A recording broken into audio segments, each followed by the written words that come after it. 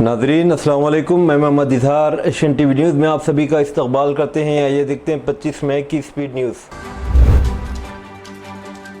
साबिक वजीर और senior BRS MLA Harish Rao ने इतवार के रोज़ चीफ मिनिस्टर ए रेवंत रेड्डी और BJP ज़ेर क़यादत मरकज़ पर आंध्र प्रदेश के chief minister N Chandrababu Naidu को सहूलत फराहम करने पर सख्त तनकीद करते हुए कहा कि गोदावरी नदी के 200 TMC पानी को बनाकचल्ला प्रोजेक्ट के जरिए आंध्र प्रदेश की तरफ मोड़ने की खतरनाक साजिश रची गई।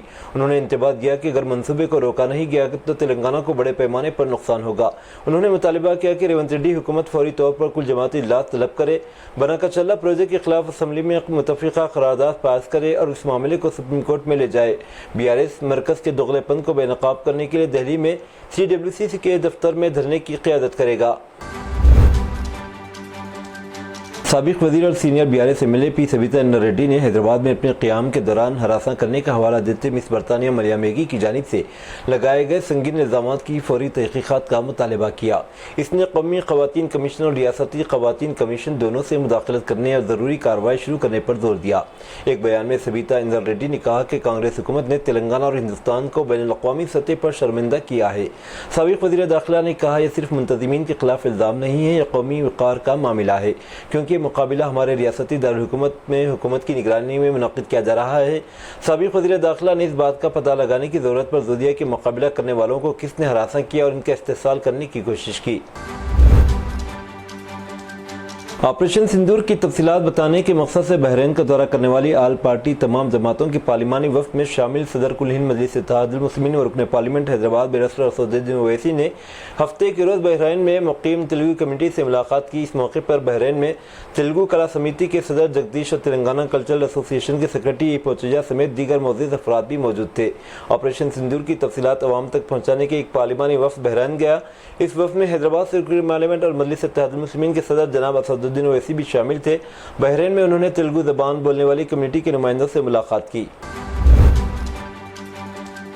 तेलंगाना के मेडचल ज़िले के मचुरम गांव के करीब बड़े बाई तांडा के कबायली किसानों ने अनाज की खरीदारी न होने पर मैदक हैदराबाद कौमी शाहरा पर धरना दिया। इस मौके पर एहतजाजन किसानों ने रास्ता रोक दिया। इन एहतजाजी किसानों ने बरहमी का इजहार करते हुए कहा कि एक माह से ज़्यादा अरसे से हुकूमत इनकी पैदावार को ख़रीद नहीं रही है। उन्होंने बताया कि वो अराजी को कौल पर लेकर काश्तकारी करते हैं और इनकी मेहनत की कमाई इनकी आंखों के सामने बारिश से ख़राब हो रही है। किसानों ने हुकूमत से अपील की कि गैर मौसमी बारिश से किसानों को बचाने फौरी इक़दाम करे। इस एहतजाज की वजह से तकरीबन 1 घंटे तक ट्रैफिक जाम रही और मुसाफिरों को मुश्किलात का सामना करना पड़ा।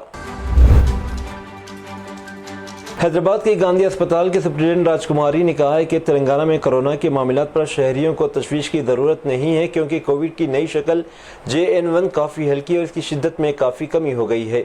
शहरियों ने पहले से मुदाफ़ियाती निज़ाम को तरजीह दी है, इसलिए इन्हें खौफज़दा नहीं होना चाहिए।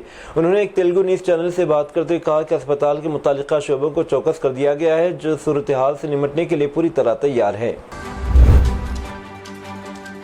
तेलंगाना हुकूमत ने राजेंद्र नगर में नई हाईकोर्ट कॉम्प्लेक्स की तामीर की जिम्मेदारी DEC इंफ्रास्ट्रक्चर को दी है। कंपनी ने हाल ही में इस प्रोजेक्ट को हासिल करने की तस्दीक की है। तेलंगाना के चीफ मिनिस्टर ए रेवंत रेड्डी ने क़ब्ल-ए-ज़ीन जुडिशल कॉम्प्लेक्स के लिए राजेंद्र नगर में 100 एकड़ अराजी मुख्तस की थी। भारत के साबिक चीफ जस्टिस DY चंद्रचूड़ ने 27 मार्च 2024 को हाईकोर्ट की नई इमारत के अहाते का संग बुनियाद रखा था। इस कॉम्प्लेक्स में हाईकोर्ट की मरकजी इमारत और जजों के लिए रिहायशी क्वार्टर्स होंगे। सरस्वती पुष्करालू के मौके पर तेलंगाना के भोपालपल्ली से कालेश्वरम जाने वाले रास्ते में तकरीबन 7 किलोमीटर तवील ट्रैफिक जाम हो गई। बड़ी तादाद में श्रद्धालुओं के आने के सबब सड़कों पर गाड़ियों की लंबी कतारें लग गईं। इस मौके पर मुनासिब इंतजामात न होने के बायस सूरत हाल मज़ीद बिगड़ गई।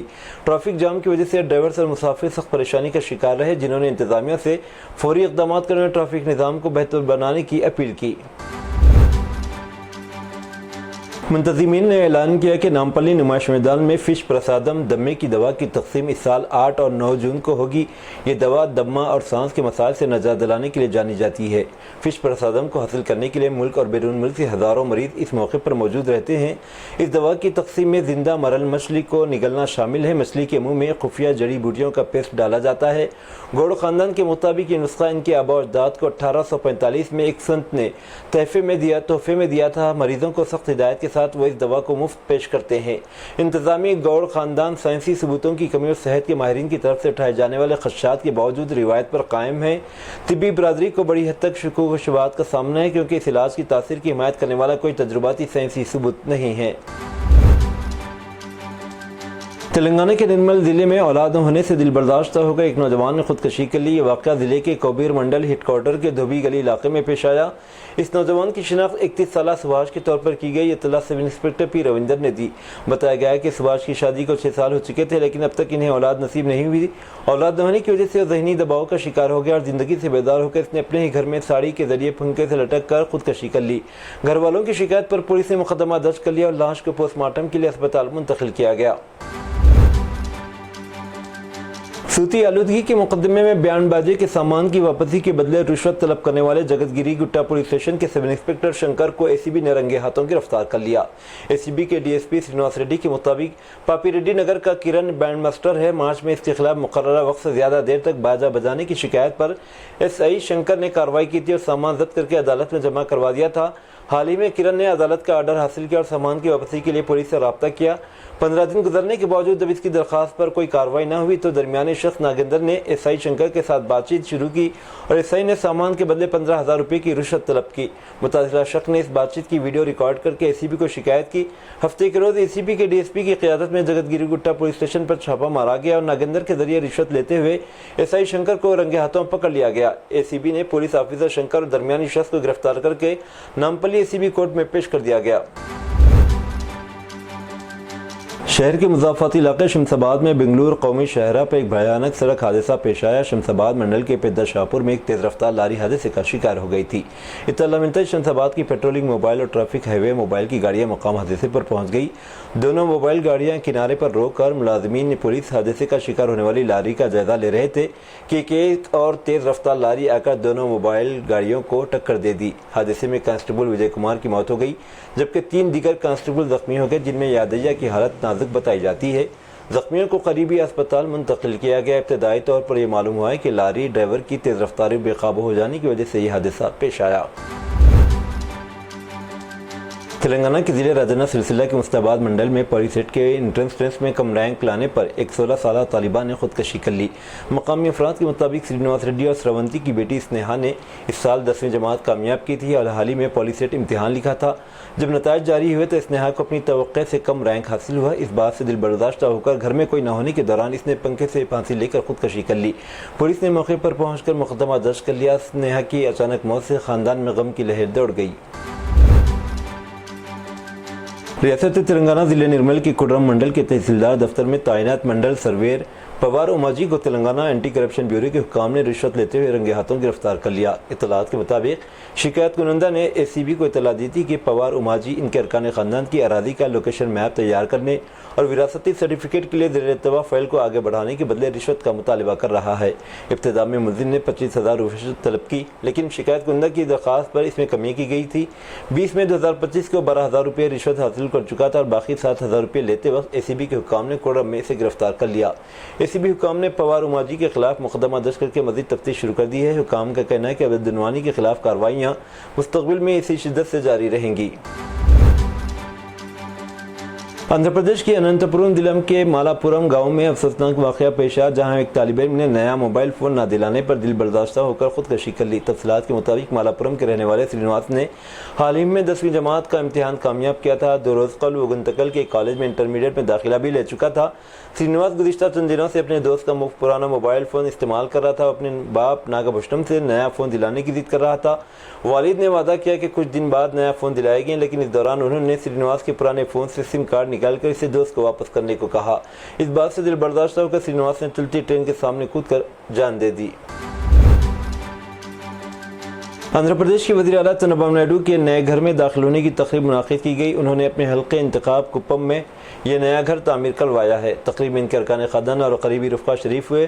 اس موقع پر پارٹی کارکنوں اور حلقے کے عوام کو ڈیجیٹل دعوت نامے بھیجے گئے تھے۔ پولیس نے وزیر اعلیٰ کے دورے کے پیش نظر سیکیورٹی کے سخت انتظامات کیے۔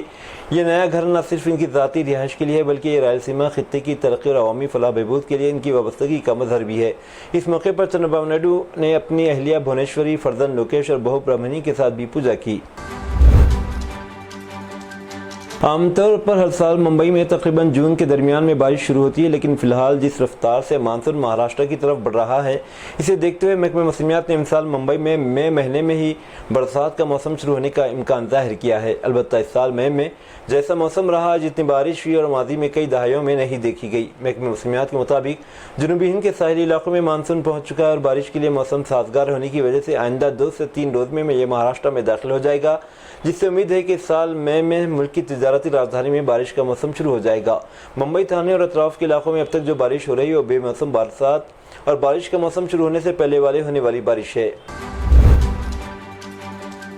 وزیراعظم نریندر مودی نے ان لیڈروں کو ایک خاص مشورہ دیا جو آپریشن سندور پر غیر ضروری بیان دے کر بی جے پی کی شبیہ کو خراب کر رہے ہیں۔ انہوں نے کہا ہے کہ رہنما اپنی تقریر پر قابو رکھیں اور غیر ضروری بیانات سے گریز کریں، کہیں بھی کچھ کہنے سے گریز کریں۔ حال ہی میں مدھیہ پردیش اور ہریانہ کی بی جے پی لیڈروں نے اپنے بیانات سے پارٹی کی بدنامی کی ہے۔ مہاراشٹر نونرمان سینا کے سربراہ راج ٹھاکرے نے ایک بار پھر اپنی اس بات کو دہرایا کہ دہشت گردوں کو ختم کرنے کے لیے جنگ کوئی متبادل نہیں ہو سکتا۔ ایک روز کل پونے میں ایک چینل کے پروگرام میں انٹرویو دیتے راج ٹھاکرے نے سوال کیا کہ جن دہشت گردوں نے پہلگام میں حملہ کیا وہ کہاں ہیں؟ 4 دہشت گردوں کو گرفتار کرنے کے لیے جنگ چھیڑنا عقل مندی نہیں ہے۔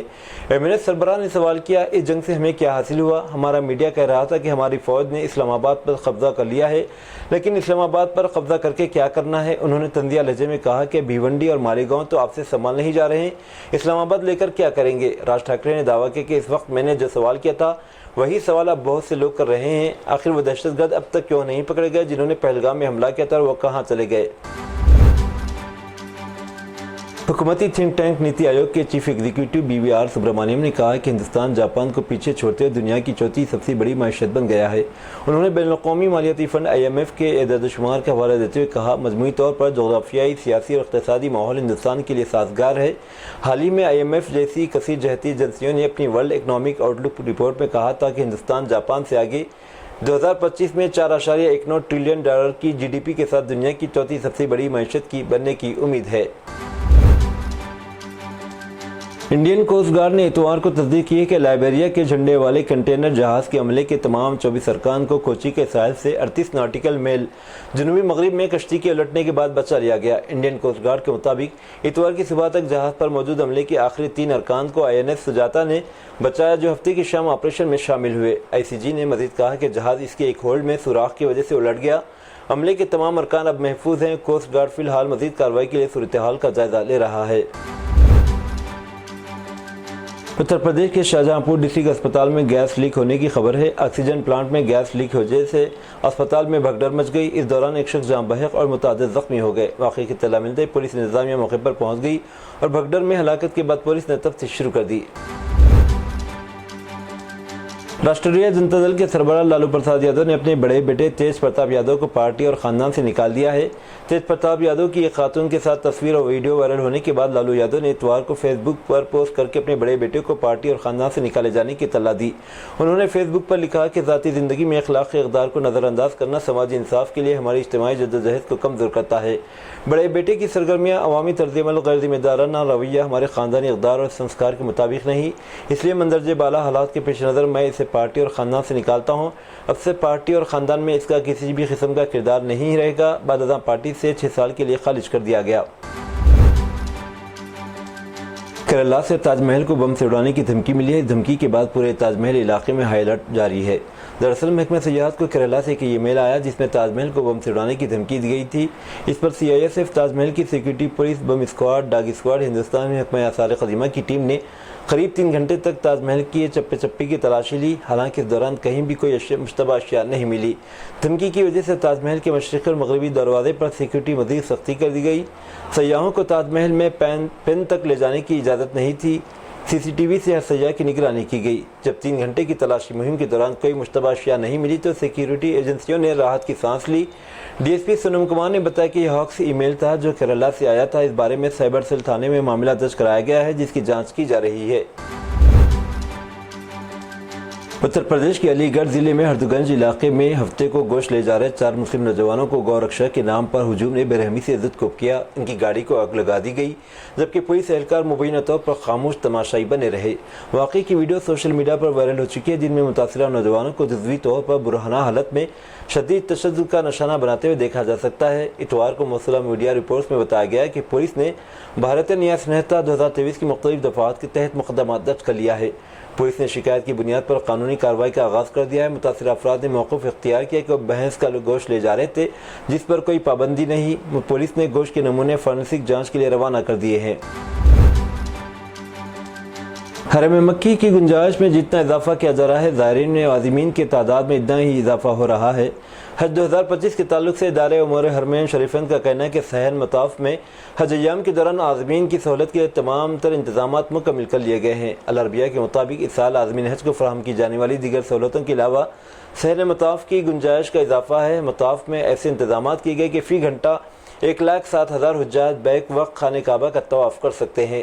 इंतज़ामिया की जानिब से बराह रास्त सहन मताफ को जाने वाले मस्जिद अल हराम के मरकज़ी और ज़ैली दरवाज़ों को भी मखसूस किया है, ताकि हुज्जाज को किसी किस्म की दुश्वारी का सामना न करना पड़े और बराह रास्त मताफ में पहुँच सके।